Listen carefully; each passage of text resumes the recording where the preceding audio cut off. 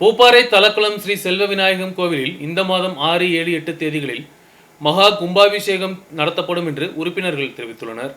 பூப்பாறை தலக்குளம் பகுதியில் விவசாயிகள் மற்றும் தோட்ட தொழிலாளிகளின் உதவியுடன் வேலைகள் நடத்தப்பட்ட ஸ்ரீ செல்வ விநாயகம் கோவிலின் மகா கும்பாபிஷேகம் இந்த மாதம் 6, 7 தேதிகளில் நடத்தப்படும். சிவகிரி எம். தோமஸ் ஐயரின் முன்னிலையில் நிகழ்ச்சிகள் நடத்தப்படுகிறது. பூப்பாறை தலக்குளம் பகுதியில் தோட்ட தொழிலாளிகளின் விருப்பத்தின்படி செல்வ விநாயகம் கோவில் வேலைகள் நடத்தப்பட்டுள்ளது. பொதுமக்கள் மற்றும் தோட்ட தொழிலாளிகள் விவசாயிகளின் உதவியுடன் கோவில் வேலைகள் நடத்தப்பட்டது. புண்ணிய நதிகளிலிருந்து எடுக்கப்பட்ட தீர்த்தம் உபயோகித்து 8ஆம் தேதி ஞாயிற்றுக்கிழமை கும்பாபிஷேகம் நடத்தப்படும் என்றும் உறுப்பினர்கள் தெரிவித்தனர். பூப்பாறை தலக்குளம் அருள்மிகு ஸ்ரீ செல்வ விநாயகர் திருக்கோவில் சிவபெருமான் மகா கும்பாபிஷேக விழா அழைப்புதல்.